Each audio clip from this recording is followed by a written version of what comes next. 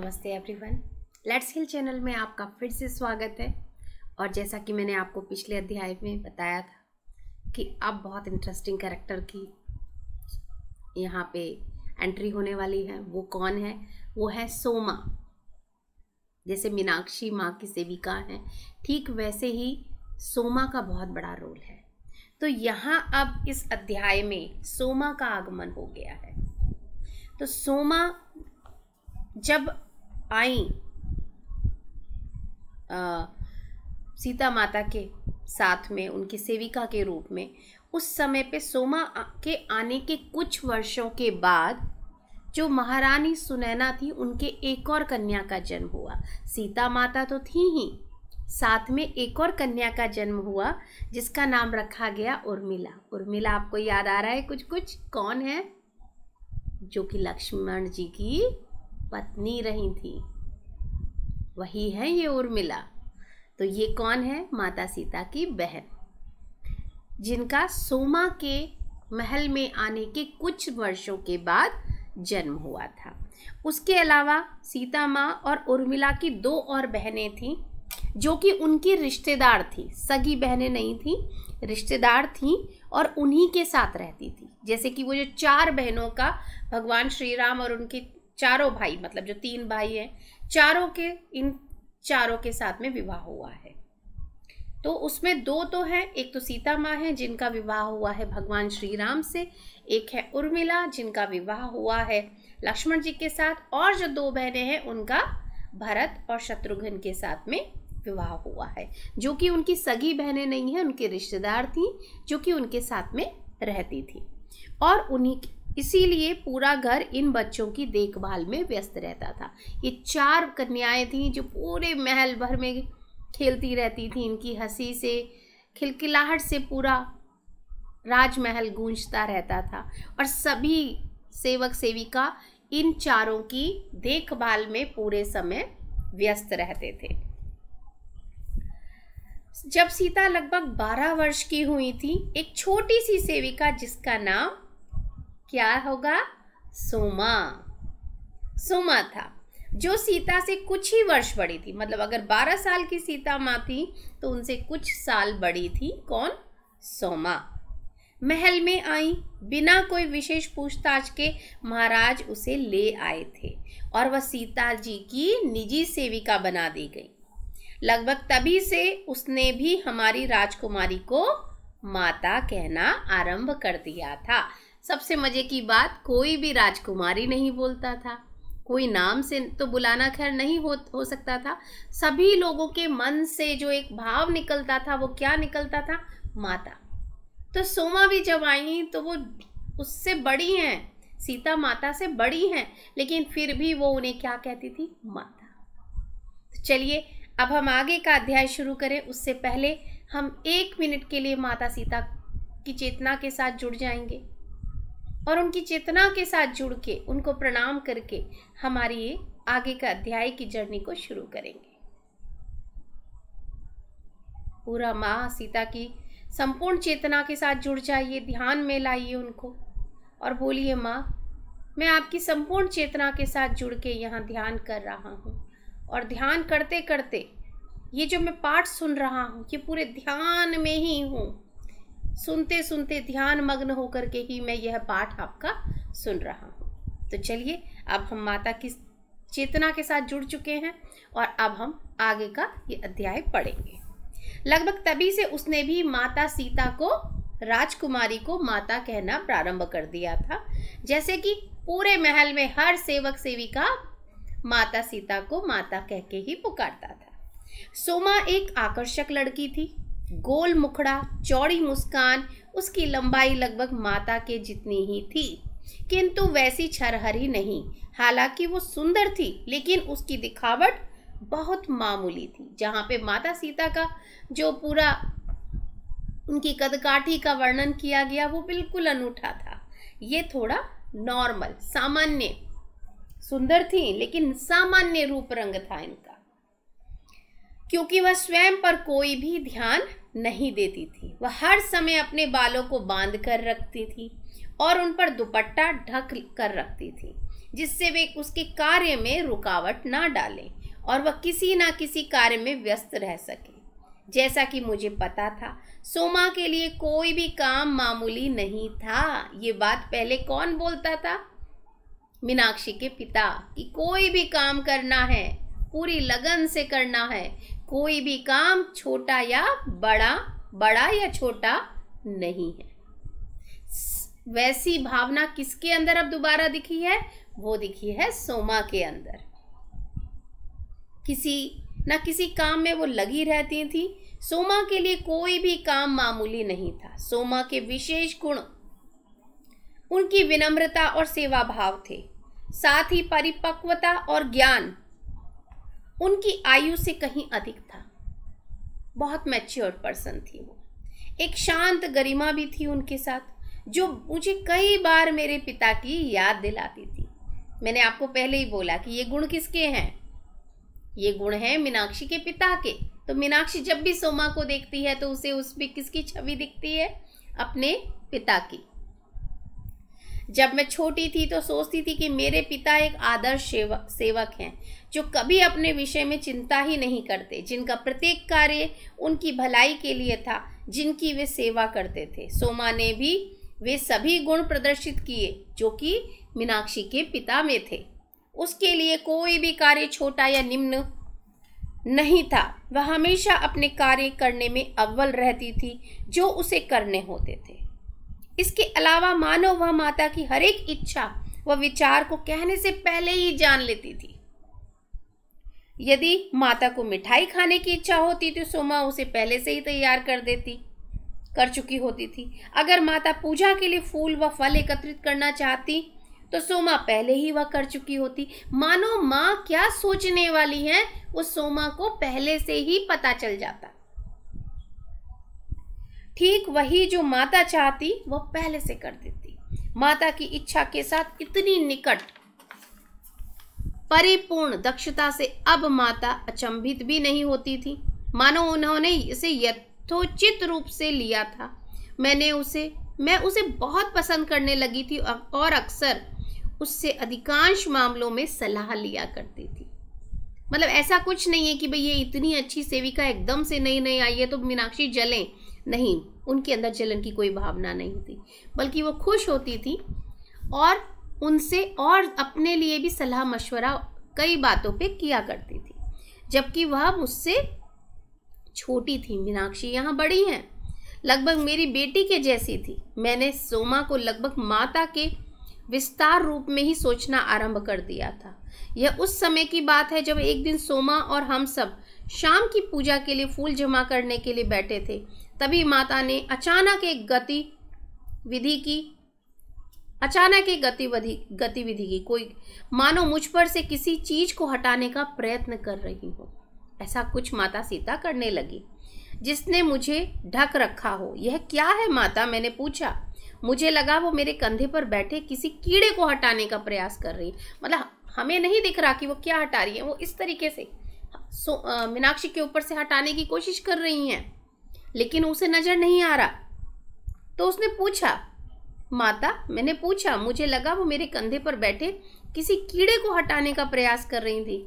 अचानक वह पीछे हट गई, साथ ही उनके चेहरे पर आश्चर्य के भाव थे। मैं इसे नहीं हटा सकती। क्या हटाना है? मैंने पूछा। क्या मेरे ऊपर कीड़े मकोड़े फड़फड़ा रहे हैं माता? मैंने अपने कंधे पर और पीछे कमर पर देखने का प्रयास किया, किंतु कुछ भी दिखाई नहीं दिया। नहीं मीनाक्षी, मैं तुम्हारे चारों ओर एक बादल सा देख रही हूं, किंतु उसे हटा नहीं पा रही। प्लीज मुझे माफ कर दो माँ, मैं माफी चाहती हूँ कि मैं कोशिश कर रही हूँ, ऐसे बादलों को हटाने की कोशिश कर रही हैं जो माता सीता को मीनाक्षी के चारों तरफ दिख रहे हैं, लेकिन वो हटा नहीं पा रही हैं।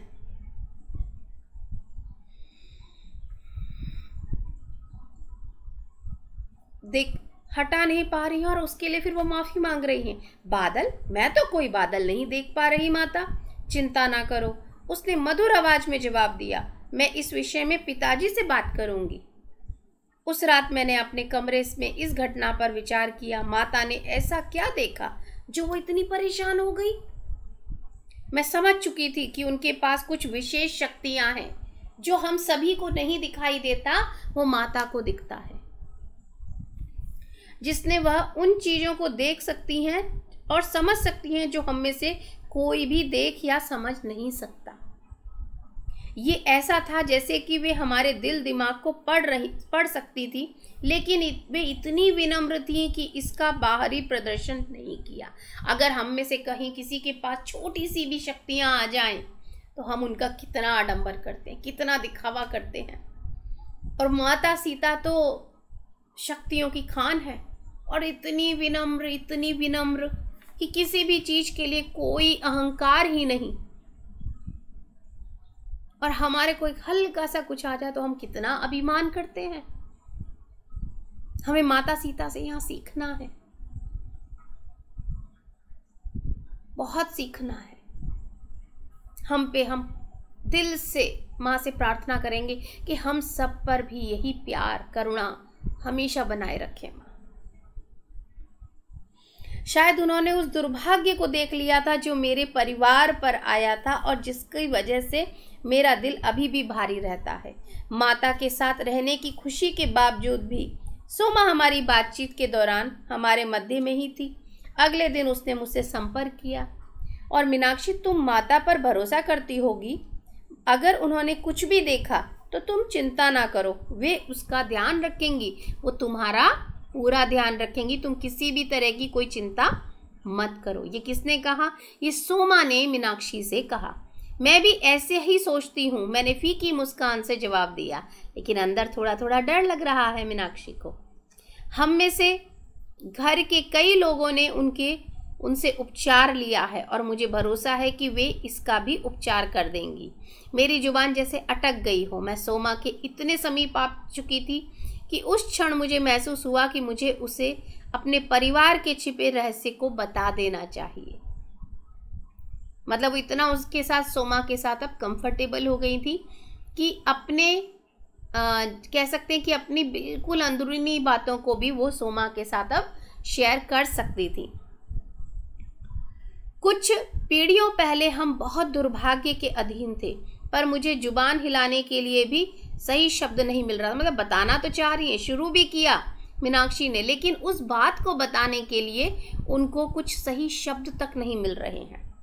वास्तव में मैं खुद इसे समझ नहीं पा रही थी, क्योंकि मेरे पिता ने कभी भी अतीत के विषय में बात नहीं की थी। मतलब मीनाक्षी को ज़्यादा कुछ बताया ही नहीं गया था, इसलिए मैं भला क्या कह सकती थी। मेरे दिमाग में यह विचार आते ही मैंने स्वयं को रोक लिया कि यह पारिवारिक मामला है, मेरे दिल की गहराइयों में ही दबा रह जाए। मैं इसे किसी के भी साथ मुझे इसको शेयर नहीं करना है। इसके बाद माता की सुंदरता अब ये बात हुई होकर के रह गई और उसने पूरी तरह से इस चीज को माता सीता के ऊपर छोड़ दिया कि वो मेरा अच्छे से ध्यान रख लेंगी, तो उस बात को वो भुला दिया उन्होंने। माता की सुंदरता अब ऐसी थी कि जब भी वे बाहर जाती, लोग स्वयं को रोक नहीं पाते और आश्चर्य से उनकी ओर देखने लग जाते। माता लगता है इस पर ध्यान नहीं देती थी, किंतु इस बात से जनक बाबा प्रसन्न नहीं थे, उन्हें अच्छा नहीं लगता था। मैंने कई मौकों पर उन्हें सुनैना माँ से कहते हुए सुना कि वे चाहते हैं कि मिथिला की प्रजा उसकी भीतरी सुंदरता को देखे, क्योंकि जो प्रजा है वो सिर्फ सीता की बाहरी सुंदरता को देख रही है, लेकिन वो चाहते थे कि प्रजा समझे कि ये बाहरी सुंदरता का कोई मोल नहीं होता, अंदर की आंतरिक सुंदरता का मोल होता है। और बाबा जनक चाहते थे कि प्रजा देखे, निहारे, खुश रहे, लेकिन उनकी आंतरिक सुंदरता को पहचाने, उनकी आंतरिक सुंदरता को देखे। बाहरी रूप को नहीं। मिथिला के लोगों ने बेशक उसकी बाहरी शारीरिक खूबसूरती और पूर्ण सुंदरता को ही सब कुछ समझा हो, लेकिन घर में हम सब उसके हृदय की उदारता को देखते थे और सबसे अधिक पसंद करते थे और प्रसन्न रहते थे। अगर कोई भी पीड़ित उसके रास्ते में आ जाता या मिथिला के किसी भी परिवार पर आई दुर्भाग्यपूर्ण घटना को सुन लिया होता, तो वह सबसे पहले मदद के लिए वहां पहुंच जाती थी, क्योंकि उनका मन बहुत उदार था। वो हर समय हर किसी के लिए तैयार रहती थी, उसकी मदद करने के लिए तैयार रहती थी।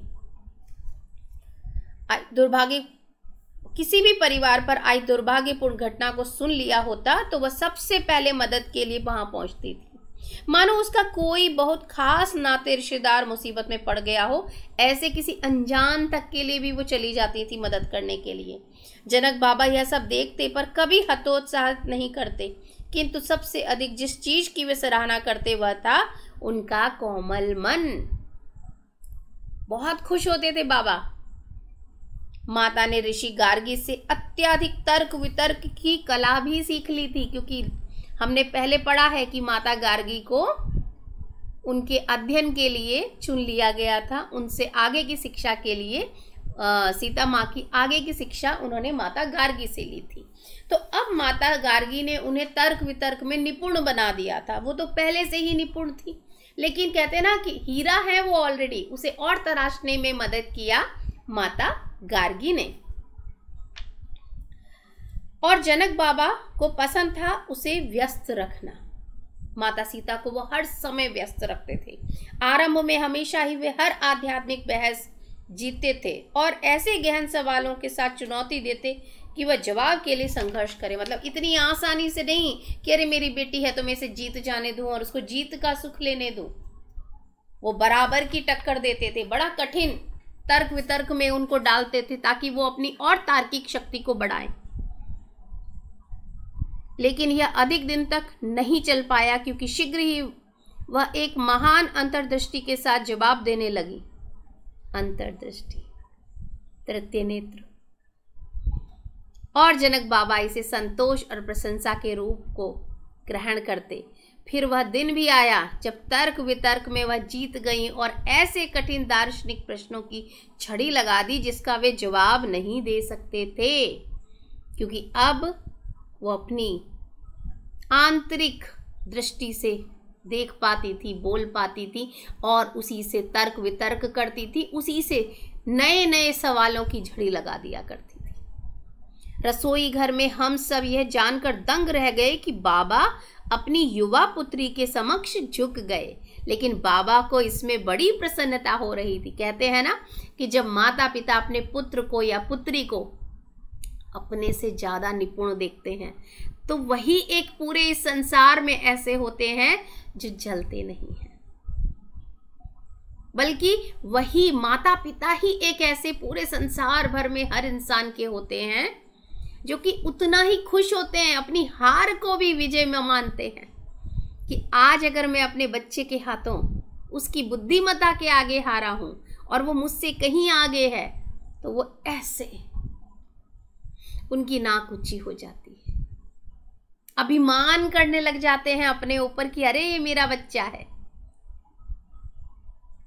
ऐसा सिर्फ माता पिता सोचते हैं, बाकी हर नाता हर रिश्ते में जेलसी कंपटीशन आ जाता है, लेकिन सिर्फ माता पिता हार के भी कहते हैं आज मैं जीत गया। तो वही हाल बाबा जनक का है। वो हार गए लेकिन वो जीत गए कि मेरी कन्या अब निपुण हो गई है। अद्भुत। यह कहकर कि आज तक उन्होंने इस उच्च अवस्था को प्राप्त नहीं किया जिस प्रकार वह बोल रही हैं। अब आप मेरी शिक्षिका हैं, उन्होंने उससे कहा। ऐसा कभी नहीं कहिएगा पिताजी। मतलब उन्होंने स्वीकार कर लिया कि अब मैं आपसे सीखूंगा। मतलब माता सीता उन्हें पिता के रूप में देख रही हैं, लेकिन बाबा जनक उन्हें एक शिक्षक के रूप में देख रहे हैं कि अब मुझे आपसे सीखना है। तो वो कहते हैं अब आप मेरी शिक्षिका हैं। ऐसा कभी नहीं कहिएगा पिताजी, उन्होंने उत्तर दिया। अपनी उंगलियों को उनके होठों पे रख दिया। नहीं, आप ऐसा मत बोलिएगा। मैं सिर्फ आपकी बेटी हूं और बेटी ही बन के रहना चाहती हूं। मुझे आपकी शिक्षिका या गुरु बनने का कोई शौक नहीं है, क्योंकि ये जो सुख है कि मैं आपकी बेटी हूं, उसके आगे कोई और सुख नहीं है। उन्होंने मुस्कुराते हुए कहा, सीता आपका दिमाग एक बहुआयामी रत्न जैसा है, अत्यंत तीक्ष्ण, उन सभी विद्वानों से अधिक जिनका मुझे आज तक सामना करना पड़ा। आपको हमेशा दुनिया की सेवा के लिए इसका उपयोग करना चाहिए, इसके अतिरिक्त कोई दूसरा उद्देश्य नहीं है। क्योंकि बाबा जनक जिस तरीके से माता सीता उनकी पढ़ाई लिखाई करवा रहे थे, वो इसी तरीके से करवा रहे थे, क्योंकि उनको अंदाजा था कि माता सीता किस उद्देश्य से इस संसार में आई हैं और उसको उद्देश्य को प्रॉपर तरीके से पाने के लिए उन्हें क्या क्या शिक्षाओं की आवश्यकता है, उसके लिए उन्हें तैयार किया जा रहा था। कभी अहंकार को प्रवेश ना करने देना, इसकी वजह से कई अपने पथ से विमुख हो जाते हैं। बाबा जनक को जो कहना था उन्होंने बहुत आराम से कह दिया, और माता सीता के अंदर तो वैसे भी अहंकार था ही नहीं। फिर भी बाबा ने कहा तुम बहुत बहुत ज्ञानी हो, लेकिन अब अपने अंदर कभी अहंकार को मत आने देना और पूरे संसार की मदद के लिए काम करना। क्योंकि इस अहंकार के कारण ही कि हाँ मुझे आता है, हाँ मुझे ज्ञान है, मेरे अधिकार में ये है, उससे कई ज्ञानी अपने रास्तों से भटक गए हैं। ये अहंकार ना तो बाबा जनक में था और ना ही मां सीता के अंदर था। यहां तक कि बड़े से बड़े शिक्षक भी नीचे गिर जाते हैं जब ये अहंकार उनके अंदर प्रवेश कर जाता है। एक सुंदर रूप, विलक्षण दिमाग और बहुत कोमल दिल, फिर भी माता स्पष्ट थी या अपने गुणों से बेखबर लगती थी। जैसे मानो उन्हें मुझे क्या आता है, मुझे कुछ नहीं आता। उनके वस्त्र साधारण थे, एक राजकुमारी होके भी बिल्कुल साधारण वस्त्र पहनती थी। वाणी विनम्र थी, लेकिन प्रकृति की मनोरम अभिव्यक्तियों का अवलोकन करने, उन सभी से प्यार करने और आनंद लेने के लिए और जंगल की स्वतंत्रता के लिए उनके हृदय में असीमित प्रेम था। प्रेम का दूसरा नाम कह सकते हैं माता सीता। ये हमने पहले भी पढ़ा है इस बारे में। सोमा के आगमन के लिए कुछ वर्षों पश्चात माता ने अधिक से अधिक समय एकांत में जंगलों में व्यतीत करने में लगा दिया, जबकि हम सभी अन्य गतिविधियों में लगे हुए थे। जब यह हमारे अध्ययन में आता कि वह कहीं नहीं मिल रही तो मैं चिंतित हो जाती। सोमा सदा मुझे आश्वस्त करती और स्वयं जंगल में उन्हें खोजने के लिए चली जाती। एक ऐसे मौके पर जब सुनैना माँ सीता को ढूंढ रही थी और वह कहीं नहीं मिल रही थी, तब उन्होंने मुझे बुलाकर सीता के विषय में पूछा, किंतु मैंने अपना केवल सिर हिला दिया। मैंने कल शाम से उन्हें नहीं देखा है, मैंने उत्तर दिया। असहज दिखती वह बुड़बुड़ाई। उर्मिला ने भी उसे नहीं देखा। सुबह भोजन के समय पर भी वह नहीं दिखाई दी। उसे बहुत समय हो गया है। मतलब कि माँ सुनैना को चिंता हो रही है कि इतने समय से किसी ने भी सीता को नहीं देखा है, कहाँ चली गई है वो। तो उन्हें चिंता हो रही है और वो एक माँ जो होती है गुस्सा भी करती है, बुड़बुड़ाती भी है, इस तरीके से वो अपना दिखाती है प्यार। तो वही आज माँ कर रही हैं, सुनैना माँ होकर के वो बार बार ये भूल जाती हैं कि ये सीता हैं, इनके पास असीम शक्तियां हैं, तो इनका कुछ नहीं बिगड़ने वाला। लेकिन एक माँ जो होती है उसे बड़ी चिंता होती है। जैसे भगवान कृष्ण माता यशोदा के लिए वो वही बालक हैं, तो उन्हें उनकी बड़ी चिंता होती थी। वैसे ही माँ सुनैना है, उन्हें भी सीता के बारे में सब ज्ञात हो जाता है, लेकिन फिर भूल जाती हैं और फिर वापस से वही माँ का स्वरूप उनके अंदर आ जाता है। वही चिंता करती हैं, वही गुस्सा करती हैं, वही बुड़बुड़ाती हैं।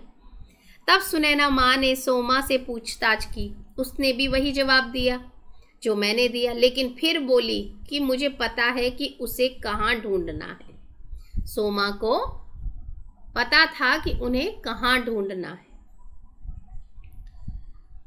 मैंने सोमा की तरफ देखा, जानते हुए कि उसका क्या मतलब है। जब सीता वन में घूमने जाना चाहती है, प्रकृति की छवि निहारने या वन के जानवरों से मिलने, तब वह अकेले नहीं जाती, हमेशा साथ में अपनी बहनों या किसी ना किसी सेविका को साथ लेके जाती है। लेकिन जब वह ध्यान में किसी देवी देवता के साथ संपर्क करती है, क्योंकि माता सीता बहुत बड़ी ध्यानी, तो जब भी वो ध्यान करती और ध्यान के बीच में वो किसी भी देवी देवता के साथ उनका संपर्क होता, अक्सर हम में से किसी की भी नजर पड़े बगैर वो चुपचाप वहां से गायब हो जाती। मुझे लगता कि वह आज प्रातः भोर ही जंगल चली गई हैं कि सुबह ध्यान में बैठी होंगी, उनका फिर से किसी देवी देवता के साथ संपर्क हुआ होगा और वो जहां उनको बुलाया गया होगा वो उठ के चली गई होंगी।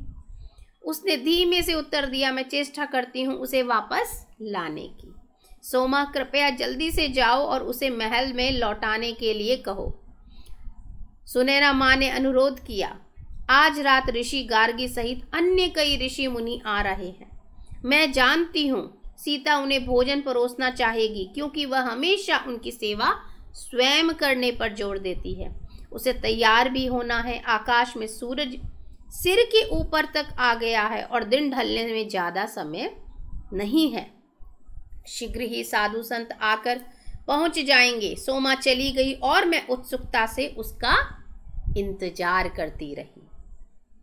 जल्द ही सुनैना माँ ने मुझे भी बुलवा भेजा और पूछा कि क्या सीता और सोमा आ गए हैं।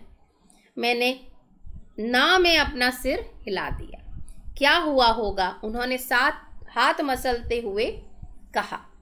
मैं देख सकती थी कि वो बहुत चिंतित हैं। सो मैंने शीघ्र ही उन्हें सांत्वना देते हुए कहा, मैं स्वयं जाकर देखती हूँ कि किस कारण से उन्हें विलंब हो रहा है। शायद कोई जानवर पीड़ा में हो, क्योंकि माता सीता का स्वभाव यही था कि ऐसा वो तभी करती थी जब कोई ना कोई किसी ना किसी को कुछ परेशानी होती थी, तो वो सब भूल जाती थी और उसकी सेवा में लग जाती थी।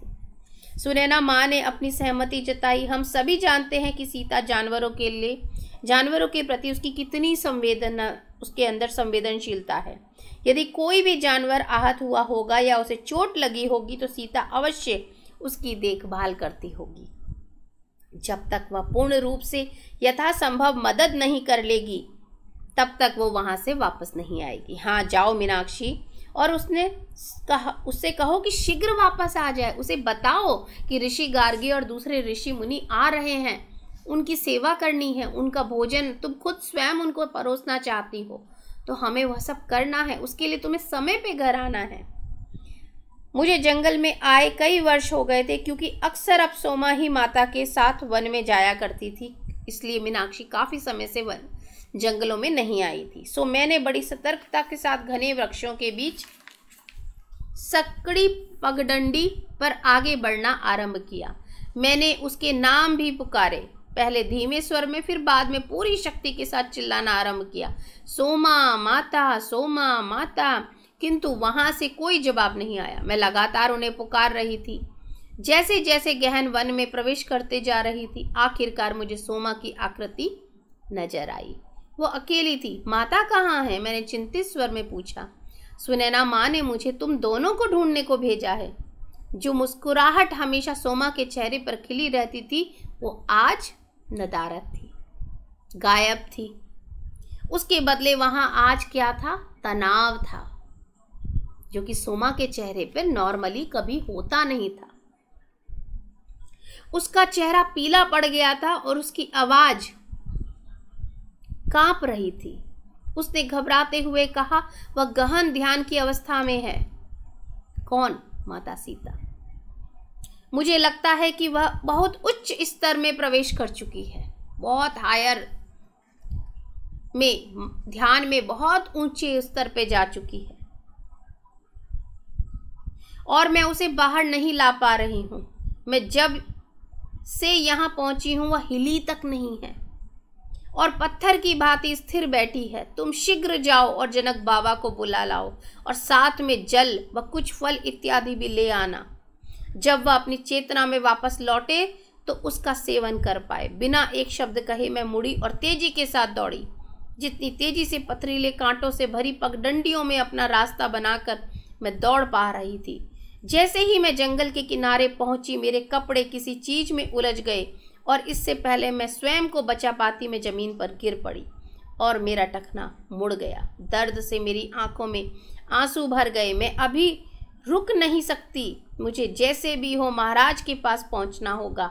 माता मुझे शक्ति दो कि मैं आगे बढ़ पाऊं। मैंने प्रार्थना की और स्वयं को पूरी शक्ति के साथ अपने पैरों पर खड़ा किया और बहुत कष्ट के साथ लड़खड़ाते हुए महल पहुंची। वहां मेरा सामना किरण के साथ हुआ जो रसोई घर में जा रहा था। किरण वही है जो कि अस्तबल में घोड़ों की देखभाल करता है। क्या हुआ मीनाक्षी? किरण ने उससे पूछा। उसने चिंतित स्वर में पूछा, तुम लंगड़ा कर क्यों चल रही हो? ऐसा क्या हुआ है? क्या तुम्हें चोट लगी है? मैंने हामी में सिर हिलाया। मुझे शीघ्र जनक बाबा को खोजना है। क्या तुम जानते हो वे कहाँ हैं? राजकक्ष में मेहमानों के साथ। वे सब आ गए हैं। वे संध्या भोजन के लिए तैयार हैं, लेकिन सभी माता की प्रतीक्षा कर रहे हैं। वह रुका और मेरे पैरों की तरफ देखते हुए बोला, लेकिन तुम्हारे पैर में क्या हुआ है? तुम लंगड़ा रही हो। मैंने किसी सेवक को जनक बाबा के पास भेजा। मैं उनको वहां भेज सकता हूँ यदि तुम उनसे कोई विशेष कार्य है तो कहो। नहीं नहीं, मैंने जल्दी से उत्तर दिया। मैं ठीक हूँ, किंतु मुझे जाना होगा। वहां से निकलकर अपनी पूरी चेष्टा के साथ लड़खड़ाते हुए वह मीनाक्षी राजकक्ष में पहुंची। जैसे ही मैं राजकक्ष के मुख्य द्वार पर पहुंची, मुझे उनकी आवाजें सुनाई दी। मैं रुकी। इससे पहले मैं आज तक बिना बुलाए इस कमरे के अंदर दाखिल नहीं हुई थी। मेरे लिए प्रवेश करना उचित होगा, लेकिन जनक बाबा की आवश्यकता है। मुझे क्या करना चाहिए? बिना फैसला लिए मैंने कुछ कदम उठाए और तभी मुझे उनकी आवाज़ सुनाई दी। मुझे भीतर आने के लिए अपने कदमों को साधने की चेष्टा करते हुए मैंने कक्ष में प्रवेश किया और जनक बाबा व उपस्थित सभी ऋषि मुनि को प्रणाम किया। तुम्हें क्या हुआ है मीनाक्षी? तुम लड़खड़ा क्यों रही हो? उन्होंने पूछा। यह कुछ भी नहीं है, मैंने मुश्किल से कानाफूसी जैसे मंद स्वर में कहा। आपकी उपस्थिति का अनुरोध करने के लिए मुझे सोमा ने भेजा है। वह राजकुमारी सीता के साथ वन में है और कहलवाया है कि यह जरूरी है कि आप आएं। क्या कोई असुविधा है? उसने चिंतित स्वर में पूछा। मैं नहीं जानती, किंतु उन्होंने कहलवाया है कि यह बहुत जरूरी है। जनक बाबा ने अपनी आंखें मूंदी और कुछ मिनटों तक उसी मुद्रा में रहे, फिर अपनी आंखें खोली। वह बुड़बुड़ाए, यह वही है जो कि मैंने सोचा था। मैं इसी दिन के लिए कब से डर रहा था। जब वो याद करेगी तो वह कहाँ से आई है। यानी कि जो हम कहते हैं ना, हूँ एम आई, मैं हूँ कौन। आज माता सीता ने अपने आप से ध्यान में वही प्रश्न कर लिया है। ये सवाल तो हम सभी करते हैं। ध्यान में हम बैठते हैं, हूँ कौन मैं, कहाँ से आई हूँ, क्या उद्देश्य है मेरे इस जीवन का। जब हम साधारण इंसान होकर के इस सवाल के साथ इतने डीप जुड़ जाते हैं, सोचो माता सीता ने जब ये प्रश्न कर लिया है तो उन्हें क्या क्या नजर आया होगा, क्या क्या दिखाई दिया होगा, उसमें वो कितना डूब चुकी होंगी। हूँ एम आई, कौन हूँ मैं, कहाँ से आई हूँ, क्यों ये जन्म लिया है, इस जीवन का उद्देश्य क्या है। ये सारे बहुत विचित्र सवाल हैं और हम सभी इन्हीं सवालों को लगातार खोजते रहते हैं। जब वो याद करेगी कि वह कहाँ से आई है कौन। जैसे ही जनक बाबा उपस्थित ऋषियों से क्षमा मांगते हुए बाहर निकलने लगे, ऋषि गार्गी ने पूछा कि क्या वह भी साथ आ सकती हैं। उन्होंने सहमति में सिर हिलाया और उषा को बुलवाया और उसे निर्देश दिया कि आए हुए मेहमानों की देखभाल करने और भोजन परोसने में मदद करने के लिए। फिर जनक बाबा ने 4 सुरक्षा कर्मियों को अग्नि की मशालें जलाने का निर्देश दिया, क्योंकि चारों ओर अंधकार फैलने लगा था। जल्दी जल्दी मैंने टोकरी में कुछ फल रखे और छोटे जग में पानी भरा। मेरी एड़ी कंपित हो रही थी, फिर भी लड़खड़ाते हुए जितनी शीघ्रता से ये मैं कर सकती थी मैंने किया। गहन पीड़ा के साथ ही मैंने उन्हें मार्ग दिखाया जहाँ सीता मिली थी, किंतु अब वह वहाँ नहीं थी। किंतु जब मैंने उसे जोर से पुकारा तो वह सामने आई और हम सबको वहाँ ले गई, जहाँ सीता गहरी ध्यान अवस्था में पूर्णतः स्थिर बैठी हुई थी, मानो नितांत शांत तालाब में कमल का फूल स्थित हो। उसने जीवन की प्रक्रिया का तनिक भी आभास नहीं था। इससे पहले मैंने उसे कभी ऐसे नहीं देखा था। मेरा हृदय इस विचार मात्र से जोर जोर से धड़क रहा था कि शायद वह हम सबको छोड़कर चली ना जाए। मेरे मुंह से जोर से चिल्लाकर रोने की आवाज निकलने वाली थी कि किंतु सोमा ने अपना हाथ मेरे कंधे पर रख दिया और मुझे शांत करा। उसकी श्वास प्रश्वास प्रक्रिया बंद हो गई थी मानो। बुदबुदाते हुए सोमा ने जनक बाबा से कहा, मैं मध्याह्न में यहाँ पहुंची थी, किंतु वह भोर से ही घर पर नहीं थी और मुझे तभी से कुछ आशंका था। सोमा और मैं कुछ दूरी पर ही हट गए जब जनक बाबा ने एक मंत्र बोला और ध्यान में प्रवेश कर गए। ऋषि गार्गी वैदिक मंत्र का जप करने लगी। कई घंटे बीत गए उन्हें स्थिरता से ध्यान करते और ऋषि गार्गी को मंत्र जाप करते हुए। आखिरकार जनक बाबा उठे और मुझे सभी ऋषियों को बुला लाने के लिए कहा। मैं उसे वापस नहीं ला सकता, किंतु शायद सामूहिक रूप से हम विनती करके उसे वापस ला पाएंगे। माता वापस नहीं आना चाह रही है। माँ ने अपने स्वरूप को देखा है, उसके बाद उनकी इच्छा नहीं हो रही, वो वापस नहीं आ रही हैं। अपने परम स्वरूप में ही चली गई हैं। मैं उसे वापस नहीं ला सकता, किंतु शायद सामूहिक रूप से हम विनती करके उसे वापस ला सकते हैं। पूर्ण सत्यनिष्ठा के साथ उन्होंने कहा कि शायद हम सारे इतने सारे ऋषिगण एक साथ अगर आग्रह करेंगे, माता वापस आ जाओ, तो शायद वो हम सब की विनती सुन करके वापस आ जाए। जैसे कि सोमा को मेरी स्थिति का भान था, उसने मुझे वहीं रुकने को कहा और 2 सुरक्षकों को राह में रोशनी दिखाने के लिए अपने साथ लेकर वो महल में वापस लौट गई। वहाँ ऋषि मुनियों को कुछ भी पता नहीं था कि क्या हुआ था, और वह कुछ बहुत अजीब था कि महाराज बिना किसी स्पष्टीकरण के अचानक गायब हो गए और अब तक नहीं लौटे थे। देर हो रही थी और वे सब सेवानिवृत्त होने के लिए उत्सुक थे। लेकिन जब सोमा वहां पहुंची और उदास आवाज में समझाया कि सीता की ऐसी अवस्था की वजह से महाराज उन सबको जंगल में आने और वहां उसकी उपस्थिति में चर्चा करने का अनुरोध कर रहे हैं, तो सभी ने अपनी स्वीकृति देते हुए कहा कि वे सभी सहायता के लिए उत्सुक हैं। सोमा ने यह भी कहा कि महाराज उम्मीद कर रहे हैं कि आपकी उपस्थिति हमारी प्रिय राजकुमारी को वापस लाने में सहायक होगी। वह उन्हें जंगल में ले गई, जहां जनक बाबा ऋषि गार्गी सीता के बगल में बैठकर दोनों ही ध्यान कर रहे थे। उनके साथ कुछ सेवक भी थे जो तकिए और मशालों को लेकर आ रहे थे। 6 ऋषियों ने सीता के चारों तरफ अर्धव्रत यानी आधा सर्कल जो कहते हैं वो बनाया और वैदिक आवाहन भेजना शुरू कर दिया। उन्होंने ध्यान किया और फिर अपने अपने विचारों पर विमर्श किया और फिर और अधिक ध्यान करने का निर्णय हुआ। एक समय ऐसा भी आया जब जनक बाबा ने विचार विमर्श में भागीदारी बंद कर दी और ध्यान की उस गहन स्थिति में पहुंच गए जो ठीक सीता जैसी ही महसूस होती थी। वे वहां चट्टान की भांति स्थिर होकर बैठ गए, बिना हिले डुले। ऐसा प्रतीत होता था कि मानो वे सांस भी नहीं ले रहे हैं। मतलब सीता माँ जिस तरह के ध्यान में चली गई थी, ठीक वहीं अब बाबा जनक भी पहुंच गए थे। ऐसे ही रात बीत गई। मैं पेड़ की टेक लेकर अर्ध निद्रावस्था में पहुंच गई थी, किंतु जैसे जैसे रात बढ़ रही थी मेरे पैर में दर्द बढ़ रहा था और साथ में अत्यधिक बेचैनी भी, जब तक मैं एक आरामदायक स्थिति नहीं पा सकती थी।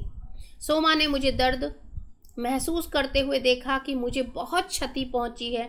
मेरे पैर के चारों तरफ कुछ लपेटने के लिए खोजते हुए उसने आखिरकार अपने दुपट्टे का एक हिस्सा चीरकर लगातार मना करने के बावजूद भी मेरे पैरों में पट्टी बांध दी।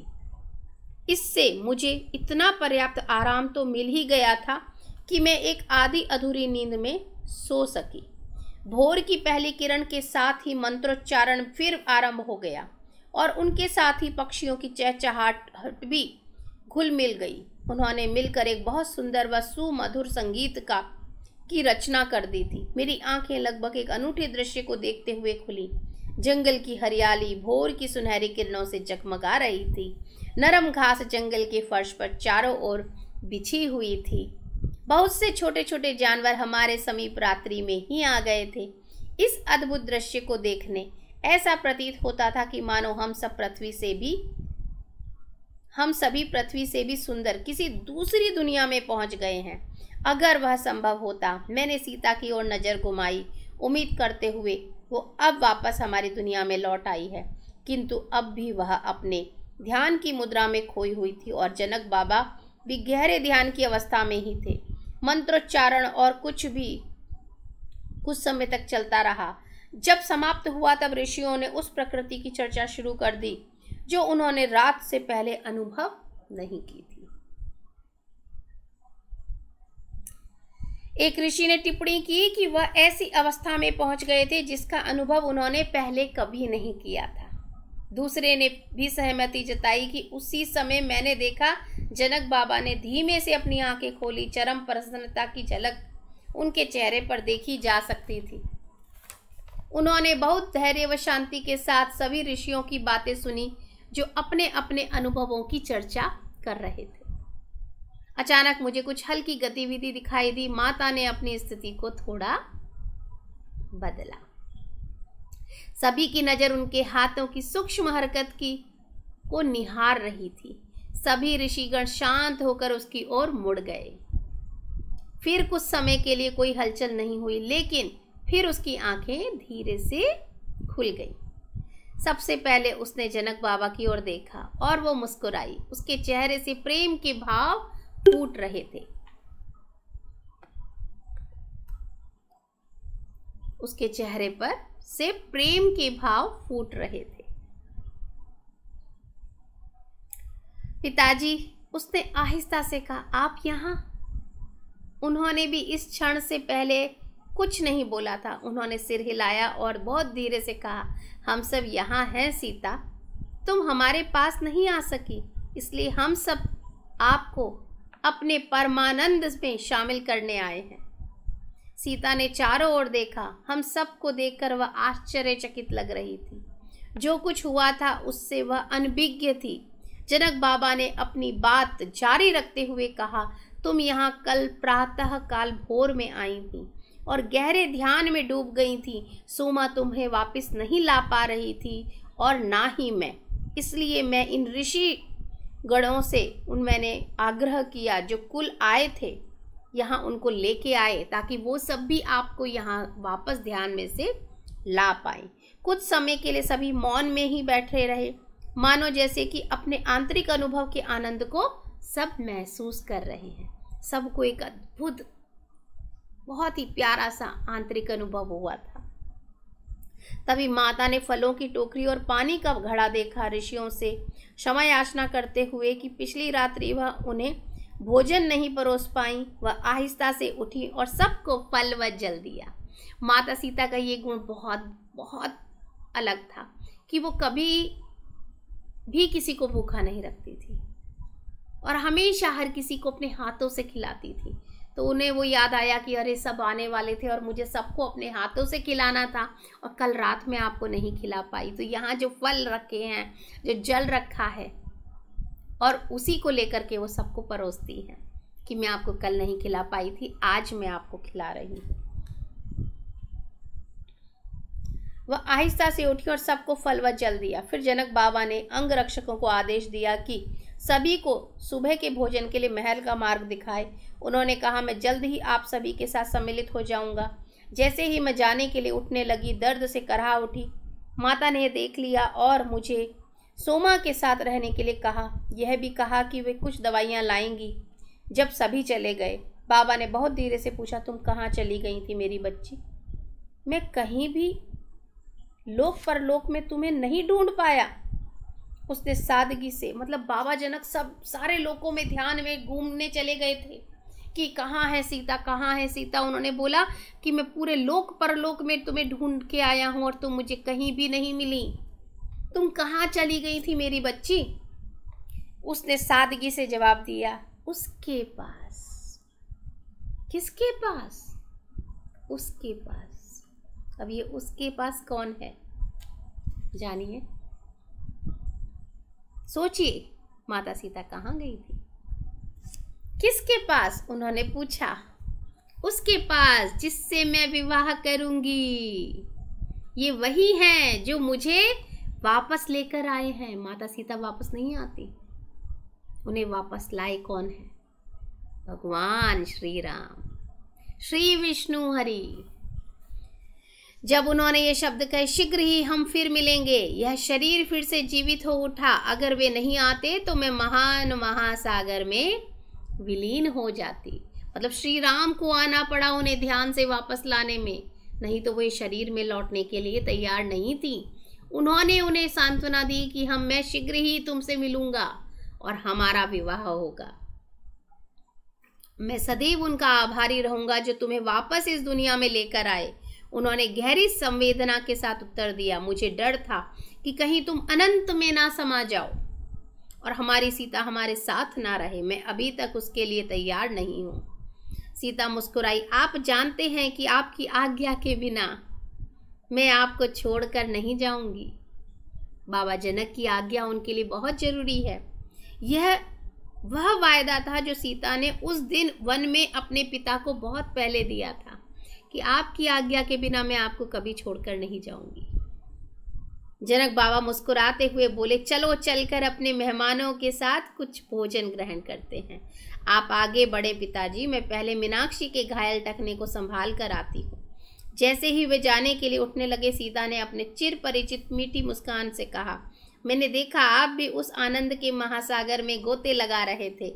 उन्होंने प्रणाम किया और बहुत पवित्रता से जवाब दिया, कोई भी ऋषि इस प्रकार की ऊर्जा का अनुभव प्रसारित करने में सक्षम नहीं है जैसी ऊर्जा मैंने कल रात्रि तुम्हारी उपस्थिति में प्राप्त की।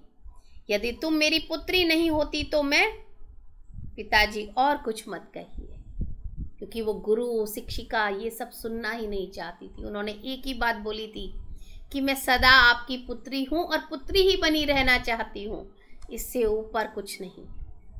पिताजी और कुछ मत कहिए, उसने उन्हें स्नेहपूर्वक निहारते हुए उत्तर दिया, कल रात्रि जो अनुभव आपके पास आया था वह आपके वर्षों की साधना का परिणाम था।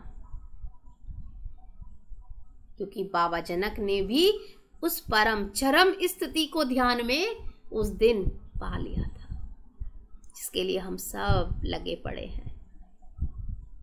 हम पे भी माता सीता वो कहते हैं ना कि हमें भी वो प्यार से उस ब्लेसिंग से नवाजेंगी कि हम भी उस चरम परम स्थिति तक जा पाएंगे। तथास्तु माता सीता, आप हमारे लिए भी तथास्तु बोलिए कि हम भी वो परम स्थिति को, चरम स्थिति को पा पाए अपने इस जीवन में, ये जीवन सफल हो जाए।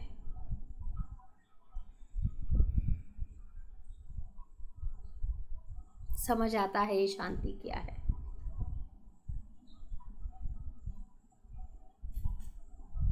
जरूर हमें भी वो परम स्थिति, वो चरम स्थिति का अनुभव मिलेगा।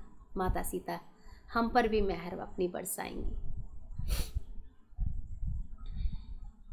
जनक बाबा उसे छोड़कर जाने के लिए अनुत्सुक लग रहे थे, किंतु माता हंसकर बोली, चिंता मत करिए पिताजी, मैंने आपको वचन दिया है, मैं यहाँ से गायब नहीं होने वाली हूँ, मैं वापस आऊँगी और बस मीनाक्षी को थोड़ी सी दवाई मरहम पट्टी कर देती हूँ, फिर मैं आती हूँ। चिंता मत कीजिए, अब नहीं जाने वाली।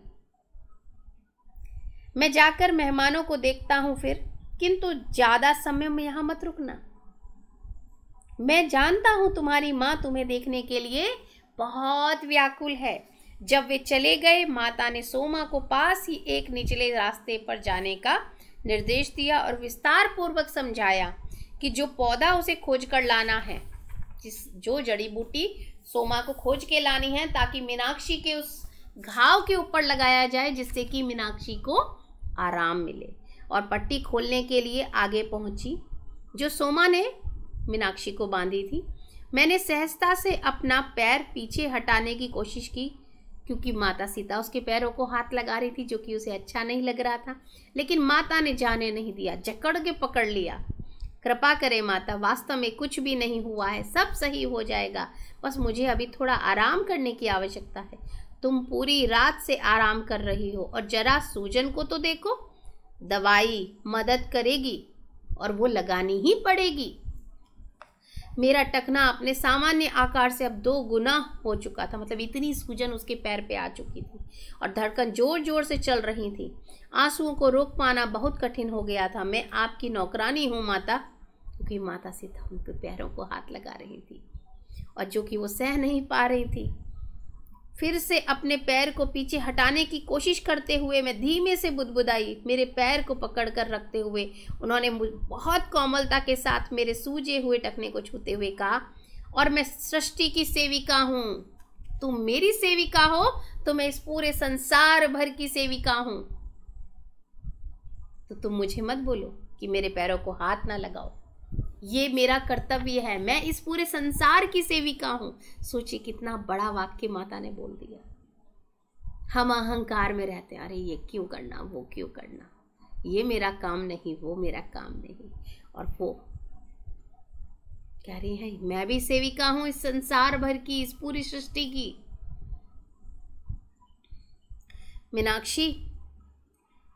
मीनाक्षी सुन के स्तब्ध रह गई। कैसे मैं तुम्हारे घायल पैर की देखभाल ना करूं, जबकि मेरे पास सभी साधन उपलब्ध हैं। मैं इस दुर्घटना के लिए क्षमा चाहती हूं माता। मैं किसी भी प्रकार से आपको कष्ट नहीं देना चाहती थी। क्षमा कीजिए, क्षमा कीजिए माता। तो माता कहती है क्षमा किस लिए मीनाक्षी, इसमें तुम्हारी कोई गलती नहीं है कि तुम फिसल गई। यह मेरा दुर्भाग्य है माता जो मैं फिसल गई। दुर्भाग्य जो जन्म से मेरा पीछा कर रहा है। दुर्भाग्य? वो फिर रुकी। कौन सा दुर्भाग्य? और मेरी तरफ गौर से देखकर बोली, अच्छा हाँ, श्राप। इसी को श्राप, दुर्भाग्य तुम बोलते हो। यह सत्य है, लेकिन तुम्हें इसका शिकार नहीं बनना चाहिए मीनाक्षी। श्राप माता? मैंने उनकी ओर प्रश्नात्मक भाव से देखा। उनके शब्दों से मैं उलझन में थी। उन्होंने तुरंत जवाब नहीं दिया, लेकिन फिर से बुदबुदाई, तुम्हारे पिता ने तुम्हें कभी नहीं कहा। शायद उन्होंने सोचा वही बेहतर है। मैं समझ नहीं पा रही थी कि वे किस संदर्भ में ऐसा कह रही थी, इसलिए मैं शांत रही। वे दूसरी तरफ देख रही थी, मानो किसी से तर्क कर रही हो, जैसे कोई सामने खड़ा हो और उससे वो बात कर रही हो कि कुछ और बोलना चाहिए या नहीं। कुछ मिनटों के बाद उन्होंने अपनी निगाहें घुमाकर मेरी तरफ देखा और वो आंखें जो हमेशा दया और देखभाल से लबालब रहती थी। तुम्हारे पिता का देहांत उस श्राप का परिणाम था जो कई पीढ़ियों से तुम्हारे परिवार पर था। इससे तुम्हारा कोई लेना देना नहीं था। मैंने उनकी तरफ देखा। मैं उलझन में थी, क्योंकि जिस संदर्भ में वे बता रही थी उस विषय में मैं कुछ भी नहीं जानती थी। मैं उनकी बातों से चौंक गई थी, लेकिन उन भावनाओं को नहीं दिखाने का प्रयास कर रही थी जो मेरे भीतर मंथन कर रही थी। उन्होंने अपनी बात जारी रखते हुए कहा, 5 पीढ़ियों पूर्व एक महान ऋषि ने तुम्हारे पूर्वज को श्राप दिया था, जो 5 पीढ़ियों तक चलने वाला था। 5 पीढ़ियों पहले वो श्राप दिया था मीनाक्षी के परिवार को, जो कि 5 पीढ़ियों तक चलना था, और जो कि 5वीं पीढ़ी कहाँ पे समाप्त हो गई? मीनाक्षी के पिता के साथ। तुम उससे प्रभावित होने वाली आखिरी वंशज हो। तुम्हारे पिता ने अपनी सारी शक्ति लगाकर यत्न किया था कि उस श्राप के दुष्परिणाम से वो तुम्हें बचा लें, क्योंकि मीनाक्षी जो है वो 5वीं पीढ़ी है, बचा कर रखें। लेकिन वह भी उसे नकार नहीं सके जो हो चुका था। जब एक महान ऋषि अपने मुंह से किसी अभिशाप को बोल देते हैं तो उसे पलटा नहीं जा सकता। शब्दों की शक्ति पूर्ण ब्रह्मांड में कंपन करती है और इच्छित प्रभाव अवश्य ले आती है। यहाँ भी माता सीता ने शब्दों की शक्ति के बारे में बताया है कि हमें कितना सोच विचार कर बोलना चाहिए। किसी के लिए गलत सोचना बोलना नहीं चाहिए। पता नहीं वो किस तरीके से वो पूरे संसार भर में, ब्रह्मांड में वो फैल जाता है और वो कब सच हो जाए। इसीलिए हम बार बार कहते हैं, सोच समझ के नाप तोल करके बोलिए, अच्छा बोलिए, गलती से भी किसी के लिए गलत ना बोलिए। और आप भी अपने जीवन में जिस चीज को चाहते हैं उस चीज के उस बारे में बोलिए, ना कि उन चीजों के बारे में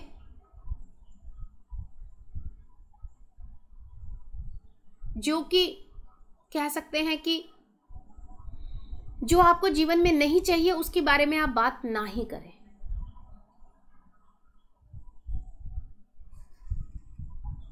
What you want in your life सिर्फ वही बातें करें, What you don't want in your life वो ना बोले। ठीक उसी तरीके से आप जब अपने लिए अच्छा चाहते हैं तो दूसरे के लिए भी अच्छा बोले, बुरा ना बोले। एक अभिशाप माता, मैं पूरे अविश्वास से भर गई, जैसे पूरी तरह कुछ नहीं समझ पाई। उन्होंने सिर हिलाया। 5 पीढ़ियों से, मैंने पूछा। उन्होंने फिर से सहमति में सिर हिलाया। हाँ, लेकिन क्यों? मेरी आवाज़ कांपने लगी। मेरे पूर्वज ने क्या किया होगा जो अपने वंशजों के ऊपर ऐसा मुसीबत का पहाड़ ले आए? उन्होंने एक बार भी उत्तर नहीं दिया, पर आखिरकार बोली, एक युवती के साथ दुष्कर्म, जिसका परिवार ऋषि के सुरक्षा में था। इस तरह से दुर्व्यवहार करना बहुत ही गंभीर अपराध है। मुझे विश्वास नहीं हो रहा था कि मैं क्या सुन रही हूँ। यही वो समय था जब तुम्हारे परिवार का समाज में मान सम्मान चला गया। उन्होंने अपनी जमीन जायदाद भी खो दी, उनका बहिष्कार किया गया, किंतु जनक परिवार ने तुम्हारी परदादा को, जो कि शापित व्यक्ति के पुत्र थे, उन्हें स्वीकार कर लिया। एक सेवक के रूप में उनका जीवन बहुत कठिनाइयों भरा था और तुम्हारे दादा के शाप का प्रभाव तुम्हारे पिता पर आते आते कम हो गया था। कहते हैं ना कि जितना ज़्यादा प्रभाव पहली पीढ़ी पे, फिर दूसरी पीढ़ी पे थोड़ा कम हुआ, तीसरी पीढ़ी पे थोड़ा कम हुआ, और जो उनके पिता थे वो चौथी पीढ़ी हो गए, तो उनके पिता तक आते आते उस श्राप का प्रभाव काफ़ी कम हो चुका था। उन्होंने शाप का प्रभाव तुम्हारे पिता पर आते आते कम हो गया था, किंतु उसने उन्हें गहरी उदासी से भर दिया था, और तुम्हारे भाई और माँ को खोने के दुख ने भी उनकी उदासीनता को बढ़ा दिया था कि वो अपने पुत्र को, अपनी पत्नी को, सबको खो चुके थे। भाई, मैंने फिर अविश्वास से पूछा, क्योंकि मीनाक्षी को पता ही नहीं था कि उसका कोई भाई भी था। मुझे भाई के विषय में कोई जानकारी नहीं थी। मुझे इसमें से कुछ भी नहीं पता था कि श्राप हुआ था, क्यों मिला था, कितने पीढ़ी का था। आज माता सीता ने वो सब मीनाक्षी को बता दिया। तुम्हारा एक बड़ा भाई था जो नदी में डूब गया था। तुम्हारे जन्म के पश्चात वो 4 वर्ष का था जब एक दिन तुम्हारी माँ उसे अपने साथ नदी में नहलाने के लिए ले गई थी। वह पानी में गिर गया और नदी के तेज बहाव में बह गया। तुम्हारी माँ स्वयं को क्षमा नहीं कर सकी और दुख से उबरने के लिए एक दिन नदी ने उसे भी अपना लिया। तुम्हारी माँ भी नदी में ही डूब के मरी। इसीलिए जो मीनाक्षी के पिता थे वो कभी भी मीनाक्षी को नदी के किनारे नहीं जाने देते थे, क्योंकि नदी ने ही उनके परिवार के दोनों सदस्यों को ले लिया था। मुझे लगता था कि मेरे जन्म के तुरंत बाद मेरी माँ की मृत्यु प्राकृतिक रूप से हो गई थी। मैं मन ही मन बुदबुदाई, क्योंकि उसको तो कुछ पता ही नहीं था। मेरे पिता ने मुझे कभी भी मेरे भाई के विषय में कुछ नहीं बताया, किंतु शायद यही कारण रहा होगा जिसकी वजह से वे मुझे नदी के पास कभी नहीं जाने देते थे। इसलिए शायद कभी उन्होंने मुझे मेरी माँ के विषय में भी नहीं बताया, कोई बात नहीं की। मैं उन्हें कभी समझ ही नहीं पाई, क्योंकि वे इतने सीधे और शांत थे। मुझे लगता था कि वह प्यार की कमी है, किंतु वह अपने परिवार को खोने का दुख था, ये तो मुझे पता ही नहीं था। माता ने सहमति में सिर हिलाया। तुम्हारे पिता ने यथासंभव हर कोशिश की कि तुम पर से अभिशाप का असर हट जाए।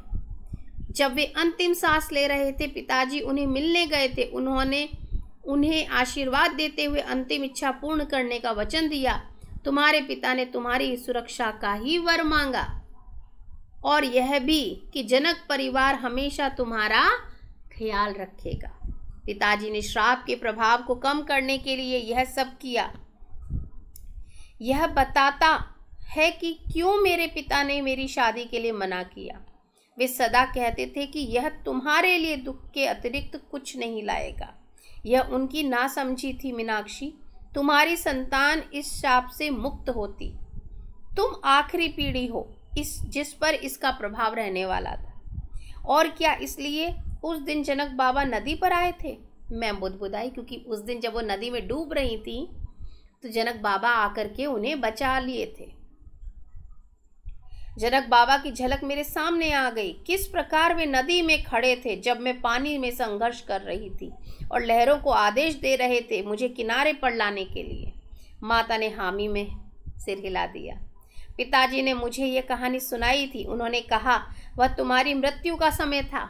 उस दिन तुम्हारा अंत समय था मीनाक्षी। नदी तुम्हें भी ले जाने वाली थी उस दिन, जिस प्रकार तुम्हारे भाई और माँ को ले गई थी।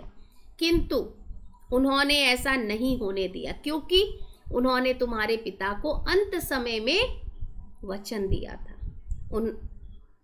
तुम्हारी पूर्ण सुरक्षा का वचन दिया था और उनके शब्द श्राप की घटित शक्ति का मुकाबला करने में सक्षम थे, क्योंकि बाबा जनक साधारण इंसान नहीं थे। माता ने कुछ क्षण चुप्पी ली और फिर बोलना आरंभ किया। क्या तुम्हें याद है जब मैं बहुत छोटी थी और हम बगीचे में बैठे थे और मैंने तुम्हारे चारों तरफ एक बादल सा देखा था जिसको मैं हटाने की कोशिश कर रही थी, और फिर मैंने कहा इसको मैं नहीं हटा पा रही हूँ मीनाक्षी, मुझे माफ कर दो, मैं बाबा से इसके बारे में बात करूंगी। जैसा कि हमने पिछले अध्याय में ये बात पढ़ी थी।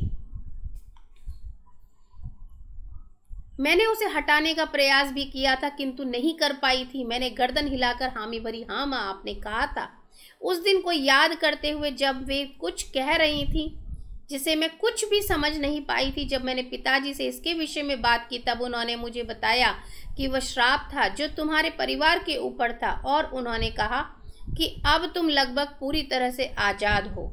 अब एकमात्र शोक तुम्हारे पिता की असामयिक मृत्यु के दुख का है। वे इसके प्रभाव को कमजोर करने में कामयाब रहे, किंतु यह कितना अन्यायपूर्ण है कि माता, कि मेरे पिता और मुझे दंडित किया गया हमारे किसी पूर्वज के ऐसे दुष्कर्म के लिए जिसके बारे में हम कभी नहीं जानते थे, फिर चाहे वो दुष्कर्म कितना भी गंभीर क्यों ना हो। अब यहाँ पे मीनाक्षी अपना तर्क रख रही है कि 5 पीढ़ी पहले किसी ने ये दुष्कर्म किया, माना वो बहुत गलत काम था, लेकिन उस एक इंसान के दुष्कर्म का फल हम 5 पीढ़ियों तक हमने क्यों भुगता, उसकी सजा हमें क्यों दी गई? क्या ये सही था? तुम सही कहती हो मीनाक्षी, मैंने बिल्कुल यही पिताजी से कहा था जब उन्होंने मुझे ये कहानी सुनाई। मैंने उनसे पूछा कि क्या बेहतर नहीं होता कि समाज में न्याय के लिए बैठकर फैसला किया जाए, ना कि किसी ऋषि मुनि को इतनी शक्ति दे दी जाए कि वो किसी भी व्यक्ति के भाग्य का निर्णय करे। उन्होंने समझाया कि सामाजिक व्यवस्थापक इसकी जिम्मेदारी लेने के लिए अभी तैयार नहीं है, किंतु एक दिन ऐसा होगा। पूर्व काल में न्याय व्यवस्था का पालन ऋषियों के शब्दों से किया जाता था, लेकिन अब बहुत सारे अपने खुद की शक्ति व अहम से भरे हुए हैं और अपनी सीमाओं को पार कर रहे हैं, क्योंकि किसी को भी गुस्सा आ जाएगा। अगर गलती की है, अरे उस इंसान को दीजिए, उसकी कई पीढ़ियों जिन्होंने जन्म ही नहीं लिया है, आप उनको सजा दे रहे हैं। तो बाबा जनक ने भी स्वीकार किया, माता सीता ने भी बोला कि ये तो गलत है, लेकिन अब तो दे चुके, क्रोध में आकर के हम न्याय करेंगे, कर दिया। और ये जो 5 पीढ़ियां, उन्हें पता ही नहीं है उनके साथ क्या हो रहा है, और वो जिए जा रही हैं, जिए जा रही हैं, जिए जा रही हैं, उसको भोगे चले जा रहे हैं। माता की आंखों में दृढ़ता नजर आ रही थी जब वे कहीं लगातार दूरी पर टकटकी लगाकर देख रही थी, जैसे मानो किसी दूसरी विधि से न्याय व्यवस्था को निर्धारित करने के लिए संकल्प ले रही थी कि जो है प्रॉपर तरीके से निर्णय लिया जाए। किसी को अगर सजा भी देनी है तो प्रॉपर तरीके से दिया जाए, ये नहीं कि कोई अपने क्रोधवश में आकर के किसी को कुछ भी सजा सुना दे। फिर मानो स्वयं से बात करते हुए उन्होंने आंतरिक शक्ति को प्रेरित कर चिंतन किया। मैंने कई बार सुना है ऋषियों ने अपने श्राप के माध्यम से बहुत अन्याय किए हैं। ये माता सीता के वचन हैं जो वो बोल रही हैं कि ये कई बार गलत श्राप दे दिए गए हैं, जिसके कारण लोगों को बहुत भुगतना पड़ा है। चाहे वे कितने भी विद्वान क्यों ना हो, उनकी भावनाएं हैं, वरीयताएं हैं, पसंद और नापसंद भी हैं। कुछ इन सब से ऊपर उठ पाए हैं और केवल जब वे अपनी व्यक्तिगत भावनाओं के परे उठते हैं तभी सही मायनों में वो न्याय कर सकते हैं। लेकिन जो नहीं उठ पाए हैं और उनको शक्तियां मिल गई हैं और उन्होंने उनके साथ रहते हुए लोगों को श्राप दे दिया है। मुझे ऐसे ही व्यक्ति की तलाश है। इसमें पिताजी सबसे निकटतम है जिन्हें मैंने पाया है, जो कि एक बहुत ही ज्ञानवान इंसान है, जिनके अंदर अभिमान, अहंकार नहीं है। अगर वो कोई निर्णय करेंगे तो पूरे होश आवास में पूरे हर तथ्य को सामने रखकर निर्णय करेंगे, ना कि किसी भी भावना के इफेक्ट में वो कि भाई मेरे को गुस्सा आया, मुझे बुरा लगा, मेरा ये, हर इन सब भावनाओं से परे हटके जो निर्णय कर सके वही असली न्याय करने वाला है। उसमें बाबा जनक एक है।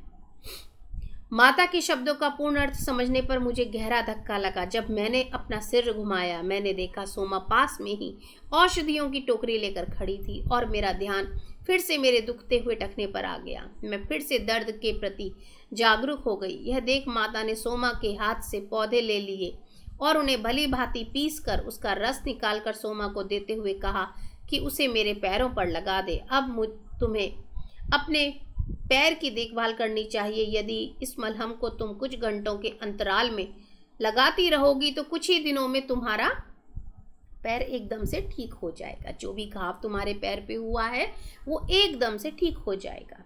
फिर सोमा की ओर घूमते हुए उन्होंने उसे महल लौटने की हिदायत दी और किरण को ढूंढ लाने के लिए कहा। उसे शीघ्र आने को कहो, उन्होंने कहा। और फिर मेरी ओर घूमते हुए बोली, मीनाक्षी विरोध मत करना, किरण महल में लौटाने में तुम्हारी मदद करेगा। किंतु माता देखिए, मैं खड़ी हो सकती हूँ। मैंने खड़े होने का प्रयास किया और फिर से धड़ाम से नीचे गिर पड़ी। मेरा पैर किसी भी भार को सहन करने में असमर्थ था।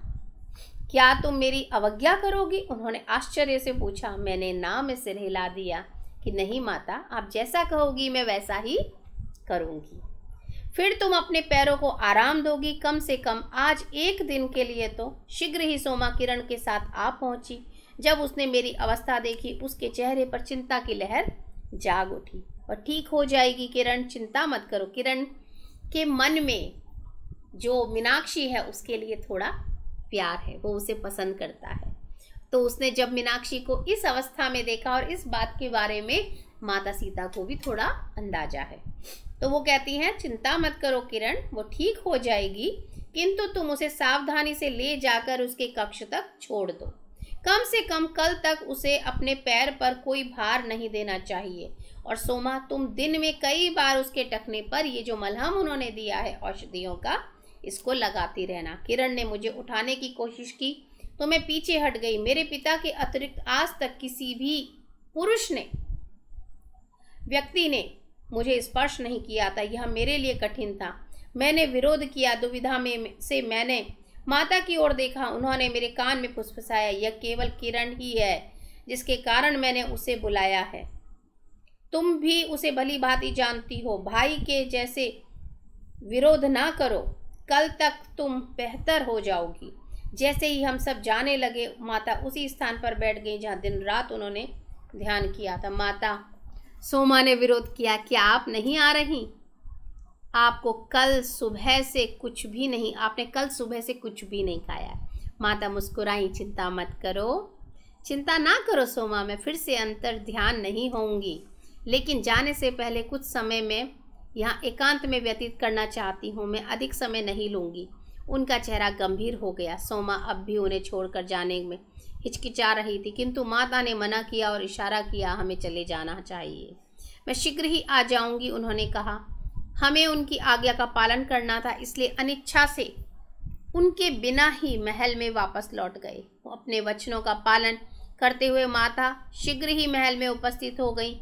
उनके अंदर कुछ बदल सा गया था जो दिख रहा था, किंतु मैं अधिक ध्यान नहीं दे पा रही थी क्योंकि मेरा मन विचलित था। जो कुछ उन्होंने बताया था मुझे, उन सब बातों से मीनाक्षी का मन बहुत ज़्यादा विचलित था, क्योंकि उसे पता चल चुका था क्या था वो दुर्भाग्य। और अब उसे उसके लिए बहुत गुस्सा भी आ रहा था कि किसी और की गलती की सजा हमारी इतनी पीढ़ियों को उठानी पड़ी, जो कि एक तरह से स्वाभाविक है।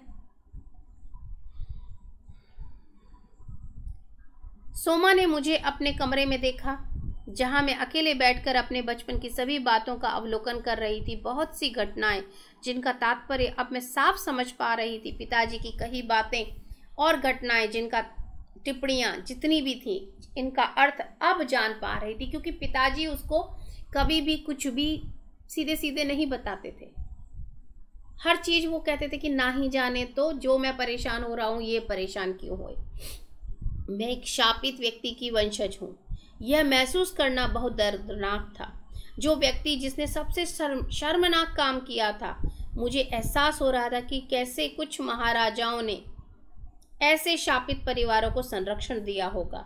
यदि जनक परिवार की उदारता हम पर ना होती तो हमारे परिवार का क्या हुआ होता। कुछ घंटों पश्चात सोमा मुझे दवाई लगाने के लिए आई और मुझे उदास मुद्रा में देखा।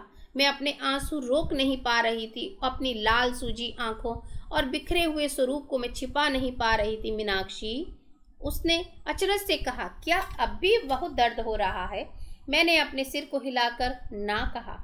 मैं नहीं जानती कि मेरी और माता के बीच हुई बातों को उसने कितना सुना था। मुझे समझ नहीं आ रहा था कि कैसे अपनी स्थिति के बारे में बताऊं। जितना मैं माता के शब्दों को मन में प्रतिबिंबित करती, उतना ही वे शब्द मुझे कचोटते थे। मेरा परिवार श्राप से ग्रसित था। मेरे वंशज ने दुष्कर्म किया था, जिसकी सजा मेरे दादा, मेरे पिता और मुझे भुगतनी पड़ी। मीनाक्षी, उसने विनम्रता से पूछा, क्या ये सब जो माता ने बताया उसी वजह से है? मैंने सिर हिला दिया। क्या तुमने वो सब कुछ सुना? क्योंकि सोमा ने पूछा, जो माता ने तुम्हें बताया, क्या ये सब जो तुम्हें अभी परेशान हो रही हो, तुम रो रही हो, क्या ये उस वजह से है? तो और उसने पूछा कि इसका मतलब तुमने वो सारी बातें जो माता बता रही थी सुनी थी? हाँ, मैंने कुछ कुछ सुना था। निश्चित रूप से तुम जानती होगी कि माता जो कुछ भी करती हैं उसके पीछे कुछ ना कुछ कारण अवश्य होता है। अगर उन्होंने तुम्हें ऐसा कहा है तो अवश्य कोई बड़ा उद्देश्य होगा, शायद ये समझाने के लिए कि इस श्राप को भी बहुत बड़े आशीर्वाद के रूप में देखा जा सकता है। यदि तुम्हारे पूर्वज शापित नहीं हुए होते तो तुम्हारे परिवार को जनक परिवार में शामिल ना किया होता। ये भी तो एक बात है कि एक तरफ दुर्भाग्य मिला तो उसके कारण आपको कितना बड़ा उपहार मिल गया कि आपको जनक परिवार के साथ रहने को मिला, माता सीता का सानिध्य मिला, बाबा जनक का सानिध्य मिला। तो ये आपके लिए वो अभिशाप आपके लिए आशीर्वाद बन गया। कितनी अच्छी बात है कि हम बुरी चीज में से भी क्या हमारे लिए उसमें अच्छा है उसको देख पाए। अद्भुत। यदि तुम्हारे पूर्वज शापित नहीं हुए होते तो तुम्हारे परिवार को जनक परिवार ने शामिल न किया होता और फिर तुम्हें जनक बाबा का संरक्षण प्राप्त नहीं होता। यदि तुम्हारे पिता इस अभिशाप को ना जी रहे होते तो वे जनक बाबा को तुम्हारा ध्यान रखने के लिए ना कहते और बेशक तुम माता की देखभाल भी नहीं कर रही होती। उनकी सेवा करने से बढ़कर कोई भी महान आशीर्वाद है इस संसार में? बताओ मुझे। मैंने हामी भरते हुए अपने आंसू पोंछ लिए, क्योंकि अब समझ आ गया कि ये जो था, ये जिसे कहते हैं ना कि ये जो हमें अभिशाप मिला, उस अभिशाप में भी आशीर्वाद समाया हुआ था। मैंने हामी भरते हुए अपने आंसू पोंछ लिए। तुम सही कहती हो सोमा, बचपन से ही मुझे बताया गया था कि मेरा परिवार दुर्भाग्यपूर्ण है। अब मैं जान गई हूं कि माता ने ये ठीक किया जो मुझे सब विस्तार से समझा दिया। मैं अपने पिता को दोष नहीं दूंगी कि क्यों उन्होंने यह सब नहीं बताया, क्योंकि वे एक स्वाभिमानी व्यक्ति थे, जो उनके आत्मसम्मान को ठेस पहुंचती मुझे यह सब बतलाने में। और तुम एकदम सही कहती हो, मैं अपनी जिंदगी से मुझे इस मोड़ पर लाने के लिए शिकायत नहीं कर सकती। इस घर परिवार की देखभाल करने से बढ़कर कोई आशीर्वाद नहीं हो सकता और माता की सेवा करने से बड़ा कोई बड़ा उपहार भी नहीं हो सकता। तो अब हम ये जान चुके हैं कि हर अभिशाप में भी एक आशीर्वाद हमेशा होता है। हर बुराई में भी हमें, अगर हम ढूंढने पे आ जाएं तो हमें अच्छाई भी नजर आ जाएगी। हम दोनों खामोश थे, फिर मैंने कहा, आज इतना कुछ हो गया कि मैं कुछ समझ नहीं पा रही हूँ। हाँ सही है, माता ने एक नया अध्याय दर्ज किया है और हम उसकी के साक्षी बनेंगे। यह एक अद्भुत विकास है। क्या तुमको उसने उत्पन्न प्रकाश दिखाई दे रहा है? उनका पूरा अस्तित्व ओज से दमक रहा है। माता सीता में एक नया बदलाव आ रहा है जिसको सब देख पा रहे हैं। मैं हंसा। सोमा, तुम वो देख सकती हो जो दूसरे नहीं देख सकते। अब हंसने की बारी सोमा की थी। मीनाक्षी, अब तुम यह मत कहना कि तुमने माता के साथ जुड़ी प्रचुर ऊर्जा पर ध्यान नहीं दिया। क्या तुमने नहीं देखा कि जिस रास्ते पर वह फूल लेती हैं उसके फूल कैसे खिलते हैं और उनकी उपस्थिति में पेड़ों पर फल कैसे बढ़ते हैं? यह सब माता के रहस्य का ही हिस्सा है। मैंने अपना सिर हिलाया। सिर्फ तुम्हारे पास ही वे नेत्र हैं जो तुम यह सब देख सकती हो, देख पाती हो, किंतु मुझे तुम्हारी दिव्य दृष्टि पर भरोसा है और विश्वास है कि तुम्हारे माध्यम से मैं जान पा रही हूँ कि माता क्या है। क्योंकि जो सोमा के पास नजरें हैं, जो दृष्टि है, वो एक अलग है, वो मीनाक्षी के पास नहीं है। मीनाक्षी वे प्रकृति हैं, स्वयं माँ प्रकृति। मनुष्य की देह में वो प्रकृति माता है। सीता माँ के बारे में सोमा उनको बता रही है। ये वो है जो वो हैं। जहाँ ये हैं वहाँ प्रकृति फलती फूलती है। जब उनकी ऊर्जा वापस ली जाती है तब प्रकृति भी कम हो जाती है। यह अब और अधिक स्पष्ट हो जाएगा। मैं मुस्कुराई। हम सब में से बस एक तुम ही हो जो उन्हें सबसे अधिक जानती हो सोमा। मैं ये नहीं कर सकती, किंतु मैं उनकी सेवा कर सकती हूँ, उन्हें प्रेम कर सकती हूँ और मैं इससे संतुष्ट हूँ। लेकिन तुम सोमा माता को हम सबसे बेहतर जानती हो। वास्तव में माता उस रात जंगल से आने के बाद एक नए रूप में दिख रही थी जिसका वर्णन करना कठिन है। जैसे कि एक नई परिपक्वता उनमें निखर गई हो। कुछ हफ्तों पश्चात मैं सुनैना माँ के कक्ष में थी और उनके व्यक्तिगत सामान को रख रही थी कि तभी जनक बाबा आ गए। मैंने बाहर जाने के संकेत का इंतजार किया, लेकिन वैसा कुछ नहीं आया, सो मैं अपना कार्य करती रही। कुछ समय तक सुनैना माँ शासकीय जिम्मेदारियों में जनक बाबा की सहायता करती रही और यह राजनीतिक ज्ञान वे माता का भी लगातार बहुत सफलता के साथ देती आ रही थी। ये बात कभी कोई नहीं जानता था कि जनक बाबा विस्तारित समय के लिए जंगल में रहते। उनकी अनुपस्थिति में किसी को उनकी इच्छा अनुसार राज्य के मामलों को अंजाम देना होता तो वह कौन होता? सुनैना माँ। सुनैना माँ ने माता की सहज ज्ञान युक्त बुद्धिमत्ता को पहचान लिया था और अक्सर उनसे सलाह लिया करती थी। माता राज्य से संबंधित हर चीज में रुचि लेती थी और अक्सर उन्हें सलाह दिया करती थी। अपनी नवीन व रचनात्मक विचार शैली से वो निर्णय लेने की पेशकश में सदा भाग लेती थी। ये सीता माता के गुण थे जिसको अब सुनैना माँ उनसे भी मदद लिया करती थी, क्योंकि बाबा जनक काफी समय के लिए बाहर रहा करते थे। तो उस समय पे सारा काम सुनैना माँ संभालती थी। तो उस समय पे वो अब जानती थी कि सीता बहुत बुद्धिमान है, तो वो उनसे सलाह लिया करती थी और उनकी बातों को वो माना करती थी। सुनैना अब हमें स्वयंवर के जी अब यहाँ पे क्या हुआ कि वो एकदम से जो बाबा जनक कमरे में आए थे,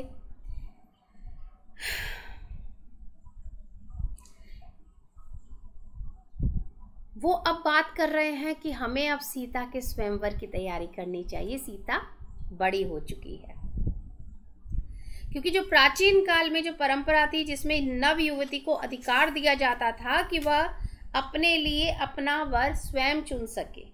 अब सीता विवाह के योग्य की आयु के करीब पहुंच रही हैं। सुनैना माँ ने अस्वीकृति हुए देते हुए कहा, इतनी जल्दी क्या है, अभी से क्यों स्वयंवर करना है, अभी से क्यों उसकी शादी करनी है? वो जो हर माँ और पिता कहते कि नहीं नहीं, अभी नहीं, अभी नहीं, अपने बच्चे को अभी शादी नहीं करनी है, उसका प्रशिक्षण अब पूरा हो गया है, मुझे लगता है अब वो तैयार है, पर मैं तैयार नहीं हूँ, माता सुनैना बोलती हैं। क्या तुम कभी भी होगी? बाबा जनक ने कहा, आज क्या, तुम तो आगे भी कभी तैयार नहीं होगी। आप ग्राम सभाएं स्थापित कर रहे हैं, उसे उन्हीं का हिस्सा बनने और सीखने दें, तब हम इस पर विचार कर सकते हैं। उन्होंने विनती करी, टालने की कोशिश करी कि हम ये स्वयंवर को टाल दें।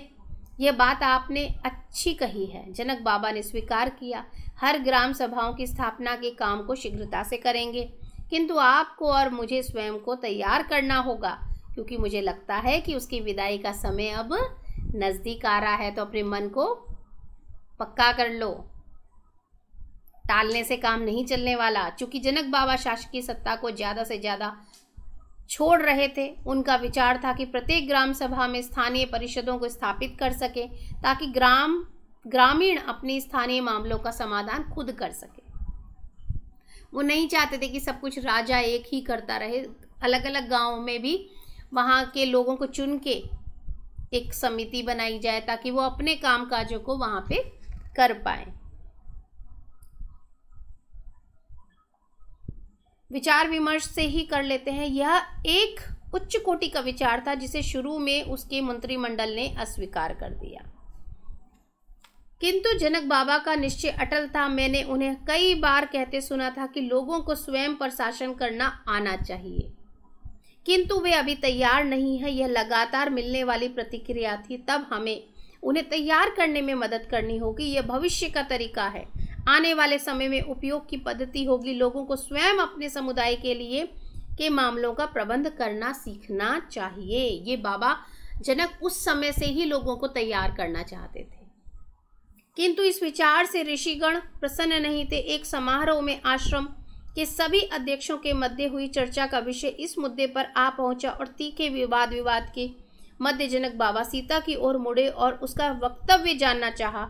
सोमा और मैं किवाड़ की आड़ में खड़े होकर इंतजार कर रहे थे संध्या का भोजन परोसने के लिए। तो बाबा जनक ने सोचा कि मैं सीता का भी विचार किया है इसके ऊपर, तो वो जानना चाहता हूँ। सीता शांत व चिंतन मग्न थी। फिर वे बोली, अब तक अक्सर ऋषियों द्वारा उनके आशीर्वाद और श्राप के माध्यम से न्याय किया गया, जो कि उस दिन वो जंगल में भी बात कर रही थी। एक अलग तरीके की न्याय व्यवस्था का मानो उन्होंने एक पूरा चित्रण अपने दिमाग में सामने सब देख लिया था, और आज वो साकार होने के लिए उसके ऊपर बता रही हैं कि आशीर्वाद और श्राप के माध्यम से न्याय किया जाता रहा है, किंतु यह जारी नहीं रह सकता। उसकी आवाज में उदासी का स्पर्श था। वह बोली, बहुत से मासूम भी इस वजह से प्रभावित हुए हैं। शीघ्र ही हम एक बेहतर तरीका खोज सकते हैं जो इन परिषदों को न्याय दिलाने में मदद कर सकते हैं। वह जानती थी कि इससे ऋषियों की शक्ति व महत्व कम हो जाएंगे, क्योंकि लोग उनके दिए श्रापों की वजह से उनसे डरते हैं, और इसलिए उसने कहा कि न्याय का तरीका डर नहीं हो सकता। मुझे लगता है लोगों को दुष्कर्म से निपटने का सबसे सरल मार्ग चुनने का निर्णय स्वयं करना चाहिए, और जो लोग चूक गए हैं और कोई गलती कर दिए हैं, उन्हें अपनी भूल सुधारने का मौका दिया जाना चाहिए। यह बहुत महत्वपूर्ण है, क्योंकि दिए गए श्राप को बदला नहीं जा सकता, लेकिन यदि कोई व्यक्ति सच्चा पश्चाताप करता है और अपने आप को सही करने की पूरी इच्छा दिखाता है, तो उसे दंड के द्वारा सुधारा जा सकता है, ना कि श्राप देकर के उसकी कई पीढ़ियों को परेशान कर दिया जाए। अधिकांशतः किसी भी ऋषि ने अपनी कभी आपत्ति नहीं जताई थी जो भी सीता कहती, किंतु इस अवसर पर केवल कुछ अपवादों को छोड़कर अधिकतर ऋषियों ने उठकर इसका विरोध किया, क्योंकि उनके अधिकार में जो था वो उनसे छीना जा रहा था।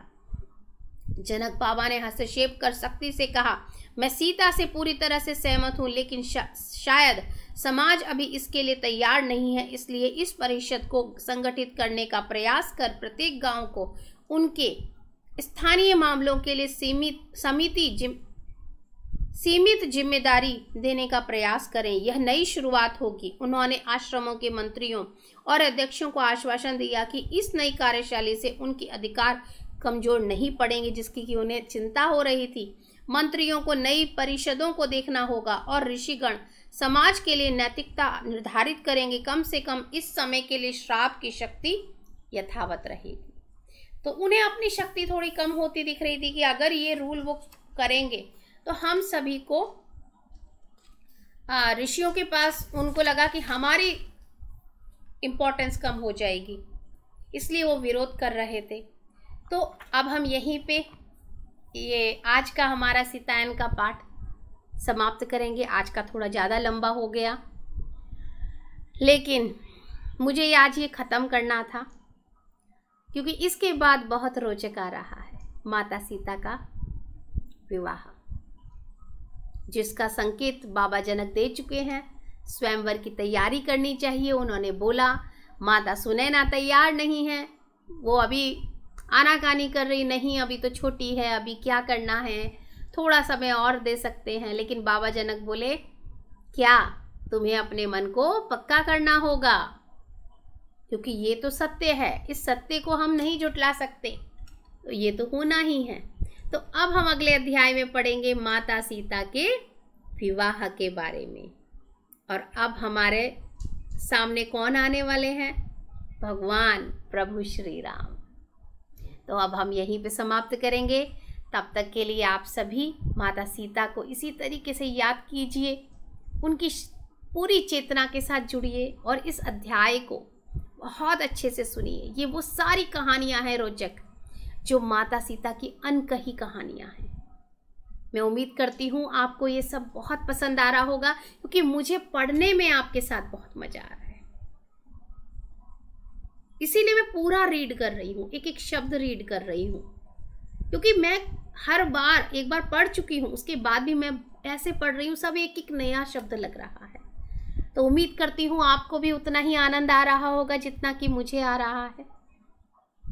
तो अब हम यहीं पे समाप्त करते हैं और फिर से मिलेंगे। माता सीता के विवाह का अध्याय अब पढ़ेंगे। तब तक के लिए आप सभी सीतायन को पढ़िए, माता सीता की चेतना के साथ जुड़िए, ध्यान कीजिए और सदा अपने वचनों को संभाल के बोलिए। सबको धन्यवाद देते रहिए, ग्रैटिट्यूड देते रहिए। Thank you so much. जय श्री राम, जय माता Sita. Thank you, thank you, thank you, thank you so much.